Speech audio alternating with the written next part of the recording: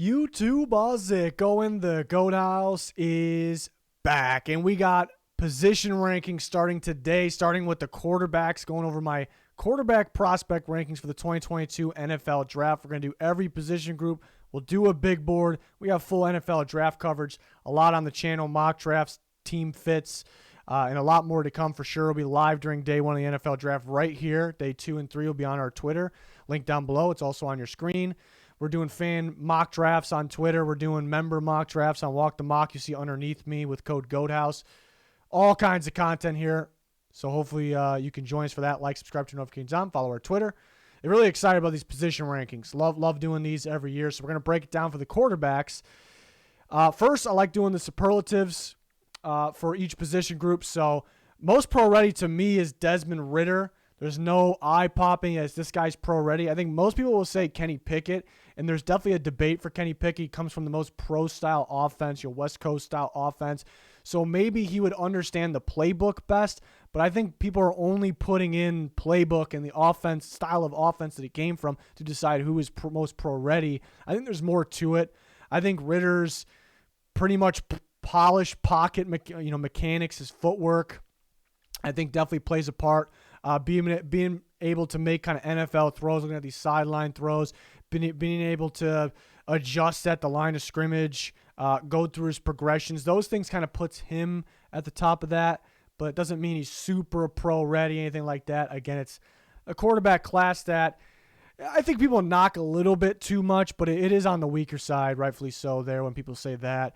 Most upsides, definitely Malik Willis to me. I mean, the arm strength, the athletic ability, ability to make NFL throws on the sideline, even without top-tier talent at the court or around him, receivers, offensive linemen at Liberty. I didn't love the way the offense was called. So all of that together, most upside, most accurate, probably Kenny Pickett.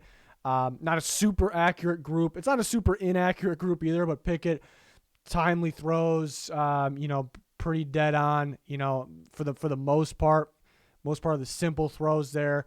Nice touch pass as well. Strongest arm, it's definitely an interesting one because Willis has a very strong arm. That's who I went with. Howell has a strong arm. You look at a guy like Matt Corral, very strong arm as well. Carson strong. I went with Malik Willis, though, just so much power. We saw it on display during the draft process, over the last month or so, obviously. Best downfield, I know Willis has that crazy deep ball as well with the crazy arm strength. I think Howell's had a little bit more success with his downfield ball, so I think right now Howell is probably the best downfield. Most mobiles definitely going to be Malik Willis. Design runs, scrambles, breaking tackles, juking guys. The speed, very impressive. Best footwork, Ridder's got some pretty damn good footwork. Maybe making pass rushers miss just with this footwork and quick footwork as well. Most underrated is Skylar Thompson to me. He's getting talk like he's an undrafted guy, ranked well below top 10. It's going to be different for me. We'll get into the rankings. Sleeper, Cole Johnson from James Madison. No one really talking about him. Big body quarterback that's got a pretty good arm, more mobile than you would think. Pretty good tape. You don't get to catch much of James Madison compared to some of these other first-round guys that go play for big schools, but I think he's a pretty good sleeper here. Could put Perry from Brown in that Brown University in that category for the sleepers as well. But now, probably what everyone's waiting for here is the rankings, 2020 quarterbacks. I'm going to go Malik Willis at number 1. And I've said it before that this class is, it's on the weaker side. Maybe people rip it a little bit too much. It's on the weaker side. So in that type of class, do you go for the most pro-ready when it's a weaker pro-ready? And how much upside does the pro-ready guys have? Or do you go for, what they can become? A guy like Malik Willis can make this class go from weak, to very good with his upside. So that's where I put him at 1 because he has the traits and he has the upside, the most upside in the class. Why I've tried to put some positives of what I could fit in there and why you draft him. Again, he has that eye-popping arm talent, obviously. I think it's the best in the class when you put it all together. The downfield combined with kind of even – there's routes that kind of be considered, intermediate, but they're tough throws. You have to have the arm talent to hit those, and he hits those, very impressive on those tough throws with his vertical sideline. I like his build, his frame. He kind of shows up when He's avoiding being sacked or running downfield, obviously. And for a quarterback, I think he's a top-tier athlete. You can create some design runs, really throw some teams off with that. Make it hard to game plan for defenses with a guy like this. That's really what it is. And the upside is obviously there. You know, out of the negatives, yeah, I know the upside's there, but he probably has a pretty low floor at the same time. You know, I'd say another, you know, people say, you know, played weaker competition at Liberty. And sometimes that's the case for some of these guys. I almost see it more as a positive in a way. I think he was almost hurt more than he was helped in that category because he kind of had the weaker, you know, player. I want to call them weaker players, but he had that same competition that he was playing, that level on his team. And I didn't love the system of the offense. I didn't really love the playbook, the play calling. You know, so I think put him around NFL talent, put him in an NFL playbook. I think it's a positive. You know, I think it's a positive, actually. Some people are like, oh, he played weaker competition. Based on what I watched, you know, I think it was kind of hurting him more than it helped him in a way. Yeah, negatives, we'll overthrow some open targets. He doesn't really do it along the sideline or downfield much. You know, those NFL, like the hardest throws in football, why we call them NFL throws, he doesn't really do. He's pretty good on those, you know, really. And it's more so there's a guy kind of going across the middle of the field inside the hashes, and he will – a little too much power. Like, he will overthrow them in these moments by a good amount, like a real good amount, you know, bad amount, really, above his head. So I don't love that, obviously. Mechanics and field vision kind of need some developing. I know some people will say he can't really read coverages. I've seen him pick up cover 2, which seems to be, you know, teams will run cover 2. The sole purpose running cover 2 is to really confuse the quarterback. I think the quarterback's kind of going to blow it because it almost looks like man coverage at first, and the safeties come over the top of the corners. You think you got an open guy, and then boom, picked off. He doesn't read him, you know. And I think he's reading things like that pretty well. I think it's more of just field vision, kind of, which is a little different. I think it's more of he's so focused on his receiver, doesn't see this defender, that defender, you know, seeing all the defenders at once, which the very best quarterbacks can do somehow, you know. So I think that's where he can improve. The mechanics thing is not, you know, that's not a big negative to me. Mechanics gotta be better. You know, they're not great. That's kind of a negative, but, you know, why he's inaccurate sometimes on some simple throws like we talked about could be due to his base, could be due to his footwork, his mechanics. You know, so if teams seem to be pretty good about cleaning those things up lately, recent years. So if you clean that up, you might be able to hit those throws more consistently. He's on the shorter side, 6 feet tall. You don't love that. You wish your quarterbacks were 6'4", 6'5", you know, whatever. But it's not a huge negative for me. My number 2 is going to be Sam Howell. I liked him definitely a bit more in previous years, but, you know, talent doesn't really disappear. But I'd take a shot at him round 1. You know, round 1 grade for Malik Willis, and then round 1 grade for Sam Howell.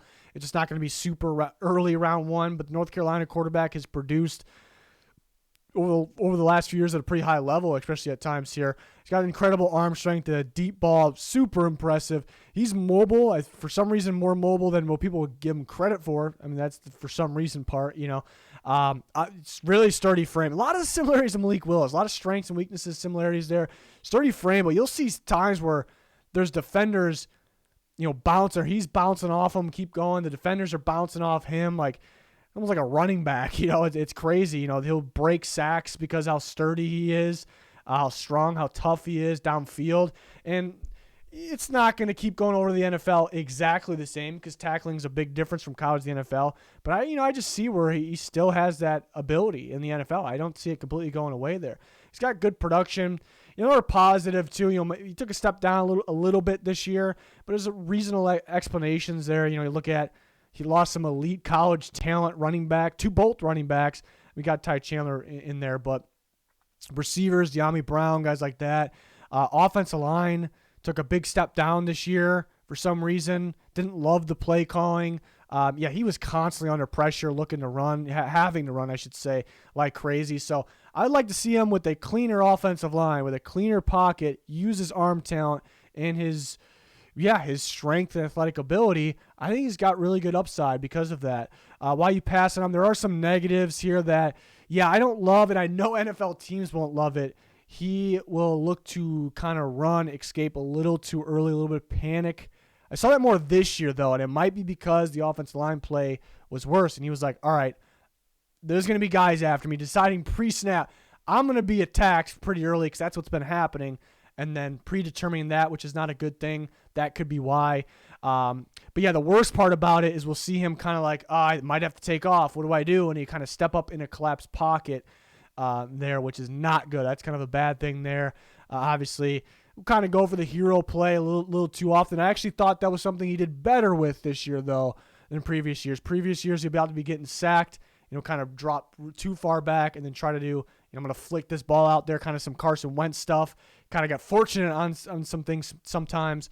I thought he cleaned that up a little bit this year while under pressure a little bit more. So hopefully that doesn't pop up.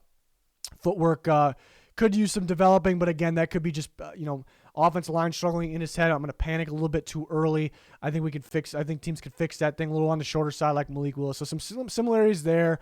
I think Malik Willis, a little more upside.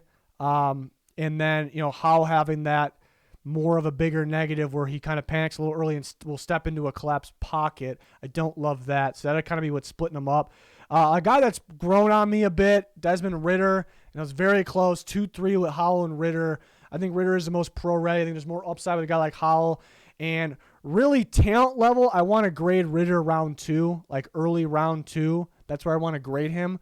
But you factor in what teams like to do in the draft with quarterbacks and what I would like to do as well. If you're kind of on the fringe and you like that guy, you think he's a fit, you trade up. Teams will trade up into end of round 1, or maybe not trading up. Teams will stay put and they'll take that quarterback in round 1. The reason for is you get that 5th-year option on the quarterback. So that's why kind of a bump up there. I'll be willing to take him, in round 1. In terms of a grade for that option, but better quarterback size compared to the other guy. Almost that, prototypical size, you probably want to say 6'4", 6'5", but 6'3", good length, obviously, good size. So that's good. Teams will like that. I think he's got the best pocket movement, awareness, footwork. Footwork kind of goes into movement in the class. I really do. That's kind of polished, so you like to see that. Don't have to teach mechanics. Solid athlete. I don't think the combine numbers were fantastic. I don't think he's that fantastic with the athletic ability on tape. Maybe he's getting more athletic. He's not too far off, though. I think he's more fast than quick. There'll be times where he'll think he'll escape I'm going to escape the sack, use my speed, my quickness, and I think he doesn't understand the situations. Sometimes he ends up getting sacked in those situations. So that's kind of a negative. But back to the positives. He's got a pretty strong arm. He's underthrown some deep balls. It doesn't look like arm strength to me. It looks like I misjudged it a little bit here and there. I think he has the arm strength, but where the arm really shows up on those out routes, on those posts in tight windows, zips it, the laser balls right in there. So that's where it stands out, the strong arm. Impressive throwing on the run. They will have him roll out right at Cincinnati. I wish more, but they did it. They did it a bit at Cincinnati, and he looked pretty good while doing it. Those rollout offenses, throwing on the run to the right. We didn't see it to the left much, but that's all right. We talked about the tight windows already. Yeah, the big negative to me is, he's not inaccurate. He's been pretty accurate for the most part. He'll have some throws. We talk about Malik Willis. You have a guy wide open in the middle field, and he'll throw it like 5-10 yards above the guy's head. Ridder, not as crazy above his head, but not as often. But sometimes he'll throw it outside the guy, inside the guy. So kind of a layup throw. Like you see him make this wild throw, and then you have that. But it doesn't pop up a whole lot. But it's interesting. The problem is, his mechanics are so polished, which isn't a problem. And his footwork is so good that where's the accuracy? What's causing the accuracy problem? Because sometimes when guys have accuracy problems, Josh Allen is the prime example from Wyoming, where he has that strong arm. He's just terrible mechanics, base mechanics. And then Buffalo clean that up, and then there's the accuracy. There it is. It got a lot better. That's usually the fix. Ridder, there's really nothing you do with the kind of the footwork and the lower body mechanics to fix that accuracy. So is the accuracy going to stay the same, which isn't terrible, definitely not terrible, but could take a hit playing competition that he played at Cincinnati to the NFL, could go south a little bit more. That's the worry right there. That's the worry. Just got to relax a little bit maybe on some of these. Some don't like his throwing motion. That's a problem for me too. For me, the throwing motion really isn't a problem for me because if you can throw, you can throw. I don't really need to change the throwing motion. That's kind of me, unless it's a stupid, really bad throwing motion, which I don't see that here. But if it's a terrible throwing motion in general where it's like, that's awful, I'm not going to draft the guy. I'm just not going to draft him. But that's just not the situation here. My problem is that teams don't like his throwing motion because in the past, those guys that teams didn't like the throwing motion, they brought that guy in like, hey, he's a good player, don't like his throwing motion. We're going to tweak it. We're going to adjust it a little bit. I don't remember when that's really ever worked out. Maybe a long time ago. I think Breeze, that's a Hall of Fame quarterback. Did they tweak his throwing motion a little bit back then? Just recent years, it's popped up a lot. I don't love it. If a team drafts Ritter, I've said this before, if they draft Ritter like, hey, we're going to change his throwing motion, I'm going to be like, I hate this. I hate it so much. I hate the pick. I don't like it. That's how it's going to be, So that's just me. Sometimes he'll stare at targets. That's a big thing, too, because he's a guy that he'll check plays at the line. He'll make adjustments based on defense. That's great. He'll go through his progressions, find the right read, make a throw. Wow. Does that more than the other guy. But then there's times where he looks like more of a one-read guy than other teams. And I'm starting to think the more I watch him, that's kind of the thing that's growing on me a little bit more. I'm starting to think it was kind of a Cincinnati thing and not really a Ritter thing. And we've seen that. We've seen it kind of both ways where teams – we gotta be a one read here because we don't trust our quarterback. Sometimes that's the case, and sometimes it's like, it's just they're trying to have a simplified offense, but too simplified. So I guess it's kind of a wait and see there. I like Ritter with the right team. I keep linking him with the Tennessee Titans. I don't think he'll be there, but I think that'd be the best case for him to be that round 1 potential. 4, I got Kenny Pickett, which a lot of people have at 1. He's got good size, 6'3", 217. He had pretty good production, really good production this year, obviously. He's accurate from the pocket and on the move. He's pretty damn accurate. Solid mechanics. There's really nothing you got to change there or clean up, and there's nothing that, the accuracy isn't a problem, so there's no reason to change it. Very impressive in the red zone. I think he's very impressive in the red zone, so I like that. If you get down there in the red zone, he can execute and make plays, make the right read. So there's some really good goods here, really good grades. Really good inside the hashes, throwing in the middle of the field. Very solid. It's kind of, guys coming across the field, hitting, quick throw, accurate, timely throw. And he has that pro-style offense experience, well, some teams will like. Obviously, I'm just more of let's just get the best overall talent here. So there's actually some good positives there, but there's some negatives I don't love. There's times where he's kind of too patient, where he's taking time. He doesn't have the best processor, it looks like, the fastest processor, it looks like, and he kind of have all day to throw in the NFL against NFL defense pass, NFL pass rushers. I think it's just being too patient. But then there's times where it's like he gets a snap and he's like, where's my check down? And there's guys getting open, there's plays developing downfield, and he's just really going for the check down. So the mixture of those things is like, what's happening here? I don't love that. Really goes for the easy option more than not. He will have a tight window throw or have a guy getting open downfield. And where's my check down? He'll kind of go to that. Really good play in, like I said, inside the hashes. On the sideline, I didn't really love his play on the sideline. There's sometimes where he doesn't read the coverages where, a guy sneaking over and, he doesn't see him. I really worry about, and he hasn't been a guy that's turned the ball over a lot, but there's every now and then we get a guy that hasn't really turned. He's got good production, threw the ball a lot, but didn't turn the ball over a lot at college. But all of a sudden, the NFL, he's turn it over a ton. This could be that guy, because I don't love his sideline work. I don't love him reading zone coverages specifically on the sideline, and that's what the NFL, there's more zone, and they want to confuse the quarterback as much as possible, a lot of trap coverages. So I actually see potential to have a lot of turnovers there against NFL zone, specifically on the sideline, near the sideline, which, really valuing that play in the NFL too. Has the fumbling issues, but kind of could it go into the gloves? Could it go into the small hands? Definitely. It's more so not small hands, more so he's at the end of the day, he's fumbling. So that's kind of a problem with me. Great production this past year. His pro-style experience, very good in the red zone. Those are things that stand out. Why didn't he have that production? Why wasn't he as good the previous years, though? Is it kind of a scheme thing? He had all day to throw this year as well. So there's things that I don't really love about Kenny Pickett, why I'm more of a round 2 guy with him. The Matt Corral, kind of in this different reasons kind of in the same range here. 6'1", 212 for Matt Corral. Great arm. He'll have some eye-popping, not really throws, but not just throws, but plays, rolling out, escaping pressure, whipping the ball on a laser. He throws that laser ball. He's got a pretty good deep ball. He's a solid athlete. He can run. It very much improved in 2022. Best part is probably the quick release. Everyone loves that, how a ball comes out so quickly, when you start the throwing motion. Love that. Some really good, these guys that have that eye-popping upside, they end up working out a little bit more. There's just things I really don't like about Corral right now. Success came from, this isn't really a big one, but success came from RPO play. So does he need an RPO offense? It's kind of a mystery. Can he sit and learn pro style? Sure he can, but does he have the elite traits all the way through for that to kind of be worth it?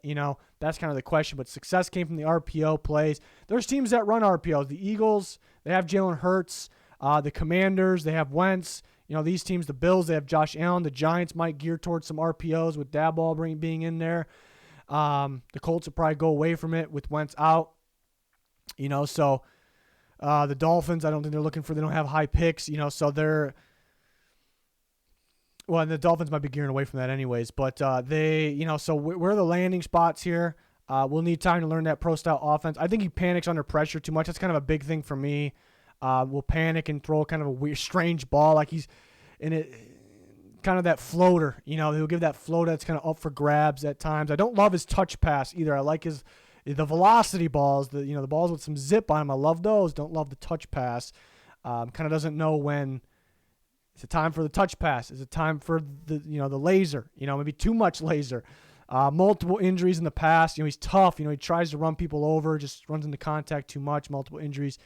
He popped up and then struggles after the first read. A lot of RPO here. RPO. Let me just watch my first read. And of course, he has to read, a lot of time the outside linebacker in that situation, and he reads it. He puts a nice ball on the guy, usually coming across the field, most time a slant. But if he has to go away from that, doesn't always look great. So it's going to be a little sloppy here. Just 2 years ago, he threw a lot of turnovers. He cut it down this year, but I kind of worry going to a pro-style offense. When you're going to be under pressure more, when you have to go to your second, third read more, will those turnovers pop back up? That's kind of where I worry about. And now we go on to, I got 6 through 10. Maybe a little bit of a surprise here. I'm a fan of Skylar Thompson from Kansas State. I saw him play as a freshman, get in Kansas State as a freshman. In that season, I kind of stood out to me then even. But dual threat, can run, can really throw on the run, get outside, escape pressure, throw on the run. He's been accurate, accurate, safe thrower, not throwing the ball in harm's way. I like those things, some eye-popping moments. He's tough, too, to try to run people over. And I've seen him, I can't remember what game it was. He ran somebody over this past year for a touchdown, right in the end zone. He might have already been in when he ran him over. But yeah, some things that really stand out to me for Thompson. He does have injury concerns. Injuries have popped up. Mechanics need developing. There's something about Thompson. I like him. I got him at 6. He's going to go on day 3. I got him at 6. Carson Strong, that's probably the surprising part, having Thompson over Strong. But Strong from Nevada was once thought, could he go in the first round? I'm surprised that I kind of like him less and less as I watch him. I wasn't expecting that. But he has incredible arm strength, eye-popping plays, airing the ball downfield. He's got very solid red zone play, too. He kind of knows, that's because in the red zone, you kind of know, you got the pre-snap decision, knows where he's going to go, puts a solid placement on the ball there, works out. Injury concern over the course of his career, wears that brace on his knee. Definitely not mobile, where the league's kind of heading. But, Matthew Stafford's not the most mobile guy. He just won a Super Bowl, Tom Brady, obviously, so you can find ways around that. It's just those guys just can scan and read the whole field. They know how to escape pressure with their footwork. I don't see that from Strong. Yes, it's early. He can develop that, and then struggles under pressure. Will kind of just throw off his back foot when he's under pressure. Will kind of insist, like the red zone, he kind of insists on the first read, which works in the red zone, but he kind of do that in the open field. He likes throwing at the sideline. He's got good velocity on the ball, but for some reason, when he tries to get balls to the sideline, they're very interceptable. They're very pickable down there on the sideline. So I just worry about him under pressure and the lack of mobility in the past injuries, but there's some eye-popping moments. I got Cole Johnson at 8. You won't see him ranked that high. For the guys down here, it's really, you kind of, usually you know what you're going to get. And it's like you're getting a backup quarterback while you could be drafting a receiver, we'll say, or a corner that could actually start year 1 or 2. So I'm not a fan of taking the guys down here that you know what you're going to get. So I'm going to rank a guy that we don't fully know we're going to get. I'm going to rank him a little higher. Cole Johnson from James Madison, who had some eye-popping plays this year, really good arm strength, has a really good touch ball, would drop it right in the basket, very solid mechanics, got more mobile. You look at the guy, you wouldn't think he'd be mobile. He's got some good mobility moments, really good footwork in the pocket. 1-year wonder, didn't see much of him in the past. When we did, it wasn't great. He played weaker competition, just not being talked about much, but I see some positives there. Bailey Zappe from Western Kentucky, historical season for him. He's very accurate, incredibly productive. I just think he needs a very clean pocket. Where he's accurate, where he's best, he's able to stand in the dead center of the pocket, not move, and have all day to throw, and then it looks great. So I worry about that at the NFL level. Doesn't really have the legs, the mobility to throw on the run, lacking some arm strength. Just guys get wide open. And he's got a really good touch pass, though. But I just worry about translating the NFL level.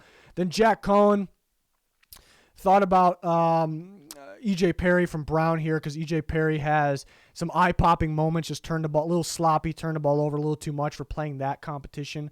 But he kind of has that upside. It's like, maybe we'll take a chance on this guy. But Cohen, pro-style quarterback, I can just see him having like a Chase Daniel-like career because he's knowledgeable, he's smart. It's a guy to have good as your second-string quarterback. So I don't see him getting much chance as a starter, but he could have a long career as a backup. He won't handle pressure well. Like, there'll be times where he just drops to the ground, kind of one of those guys. Sam Bradford, after he started getting hurt. Just not mobile at all.